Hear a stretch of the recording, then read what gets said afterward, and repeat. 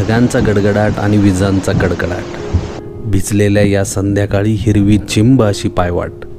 बांधावरून चालताना मला आज भूतकाळ आठवतोय. धबधब्याच्या ओढ्यातून आज मी चिल्लीपिल्ली सावरतोय. बरसणाऱ्या धारांमध्ये कोणी शोधतोय हरवलेले क्षण. पावसाच्या या धारेत कोणी तृप्त करतोय आपले मन. कोणासाठी गर्द गहिरा, कोणासाठी हिरवा रान.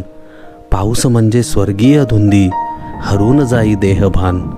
अहो हरून जाई देहभान.